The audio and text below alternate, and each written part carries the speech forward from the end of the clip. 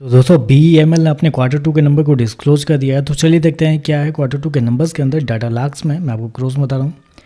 तो देखिए पिछले क्वार्टर में कंपनी 633 करोड़ का रेवेन्यू जनरेट की थी ऑपरेशन के थ्रू। पिछले साल 860 करोड़ के आसपास, जबकि अभी देखें तो गिर के 839 करोड़ आपको जाता हुआ देखने को मिला। तो साल दर साल जाते हैं तो साल दर साल कंपनी के रेवेन्यू के अंदर गिरावट आपको देखने को मिली। 2.5% के आसपास की गिरावट आपको देखने को मिली। मतलब शायद पहली ऐसी कंपनी डिफेंस सेक्टर की जिसके रेवेन्यू के अंदर साल दर साल गिरावट आपको देखने को मिल रही है। इस क्वार्टर में ज़्यादातर कंपनी की रेवेन्यू आपको बढ़ते हुए देखने को मिला है। क्वार्टरली बेस पे जाते हैं तो तेज़ी है, लेकिन डिफेंस सेक्टर में क्या होता है, कंपनी के जो बिजनेस होते हैं उनको साल दर साल बेसिस पे जज किया जाता है। तो ऐसे में देखें तो साल दर साल कंपनी के रेवेन्यू थोड़े से गिरते हुए देखने को मिला है। चलिए खर्चे क्या है वो देखते हैं। तो देखिए पिछले क्वार्टर में 712 करोड़ खर्च किए थे, पिछले साल 819 करोड़। अभी देखें तो कंपनी खर्चे 795 करोड़ आपको जाता हुआ देखने को मिला। तो एक अच्छी चीज़ यहाँ पे है कि खर्चे आपको देखें तो खर्चे आपको कम देखने को मिल रहे हैं। रेवेन्यू गिरा है तो कंपनी के खर्चे भी आपको कम होते हुए देखने को मिले हैं। चलिए कंपनी का प्रॉफिट क्या निकलता है वो देखते हैं। तो देखिए पिछले क्वार्टर में कंपनी घाटे में थी, 64 करोड़ के आसपास के घाटे में थी कंपनी।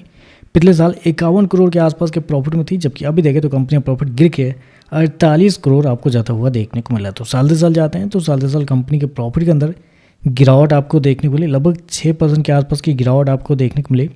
क्वार्टरली बेस पे जाते हैं तो यहाँ पे आपको लगेगा कि कंपनी आपको घाटे से मुनाफे में देखने को मिल रही है, लेकिन बेसिकली इनका सीजनेबल बिजनेस होता है। तो ऐसे में हर एक क्वार्टर बाद कंपनी घाटे में ही आपको देखने को मिलती है। तो इसलिए आपको साल दर साल ही जज करना रहता है। तो साल दर साल देखें तो कंपनी के जो प्रॉफिट है 6% के आसपास की गिरावट आपको देखने को मिली कंपनी के प्रॉफिट के अंदर। और बेसिकली प्रॉफिट के गिरने के पीछे का रीज़न थोड़ा बहुत आप कंपनी के अदर इनकम का भी कर सकते हैं आप, क्योंकि पिछले साल लगभग 15 करोड़ के आसपास का अदर इनकम था, जबकि इस क्वार्टर में 7 करोड़ के आसपास। तो यहीं पे देखते हैं तो 8 करोड़ के आसपास का डिफरेंस आपको देखने को मिला कंपनी के मतलब अदर इनकम के अंदर, और कंपनी के प्रॉफिट के बीच का जो डिफरेंस है वो है लगभग 3 करोड़ के आसपास। तो आप समझ लीजिए कि कंपनी का जो अदर इनकम है वही यहाँ पे डिसाइड करता हुआ आपको देखने को मिला कंपनी के प्रॉफिट कम होंगे या ज़्यादा होंगे। अदर इनकम कम है इसलिए कंपनी के प्रॉफिट आपको गिरते हुए देखने को मिला है। चलिए कंपनी की EPS क्या वो देखते हैं। तो देखिए पिछले क्वार्टर में 15 रुपये माइनस का था, पिछले साल 12 रुपये के आसपास। अभी देखें तो 11.5 रुपये आपको जाता हुआ देखने को मिल रहा है।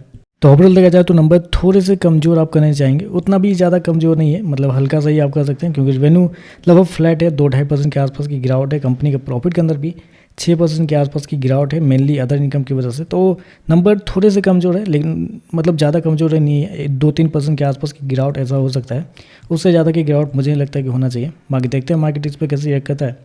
वीडियो पसंद आए तो लाइक कीजिएगा, साथ में चैनल को सब्सक्राइब जो कीजिएगा। धन्यवाद।